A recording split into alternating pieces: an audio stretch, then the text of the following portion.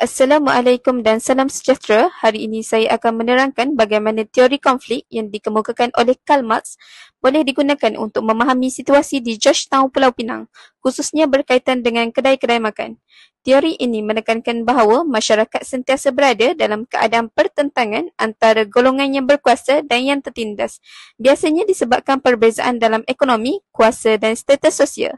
Saya akan mengaitkan teori ini dengan isu-isu yang berlaku di kawasan Georgetown yang melibatkan industri kedai makan dan makanan tempatan.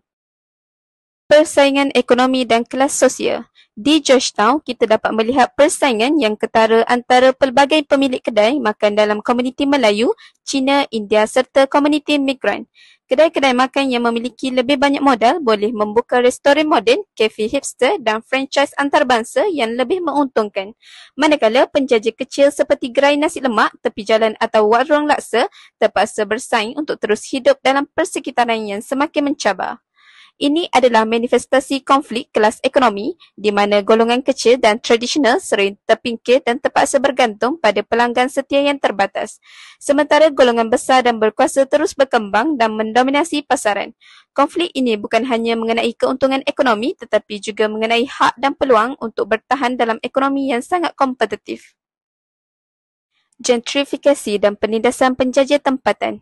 Apabila Georgetown diiktiraf sebagai tapak warisan dunia UNESCO, pelbagai perubahan dilakukan untuk memodernkan kawasan warisan tersebut dengan tujuan untuk menarik lebih ramai pelancong. Walau bagaimanapun, gentrifikasi ini memberi kesan negatif kepada penjajah tempatan yang bertahun-tahun mengusahakan perniagaan mereka di kawasan tersebut.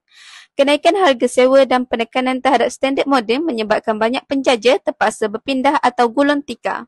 Sebagai contoh, banyak warung dan gerai makanan yang sebelumnya memberi peluang kepada peniaga kecil untuk berniaga kini terpaksa keluar dari lokasi mereka kerana kawasan tersebut mahu dijadikan lebih cantik demi memenuhi permintaan pelancong. Ini memperlihatkan bagaimana kuasa tempatan digunakan untuk menindas golongan yang lebih lemah demi keuntungan ekonomi yang lebih besar dan menimbulkan ketidakadilan dalam pembahagian kekayaan. Isu identiti makanan dan ketegangan budaya. Makanan di Pulau Pinang adalah lebih daripada sekadar santapan. Ia merupakan elemen penting dalam identiti dan warisan budaya tempatan.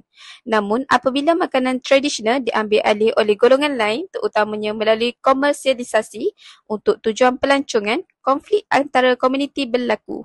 Sebagai contoh, nasi kandar. Ia dianggap sebagai makanan ikonik menimbulkan perdebatan mengenai asal-usulnya. Adakah ia milik komuniti India Muslim atau telah menjadi makanan kebangsaan yang boleh dimiliki oleh semua? Isu ini timbul kerana apabila makanan tradisional dijadikan produk komersial tanpa menghormati asal-usulnya, ketegangan budaya berlaku dan masyarakat tempatan merasa bahawa warisan mereka dicuri atau diambil alih untuk kepentingan luar. Hal ini menunjukkan bagaimana makanan boleh menjadi medan pertarungan budaya dan identiti dalam masyarakat. Kesimpulannya, kedai-kedai makan di Georgetown bukan sahaja tempat untuk menikmati hidangan tetapi ia juga merupakan arena sosial yang penuh dengan konflik-konflik ekonomi, budaya dan kuasa.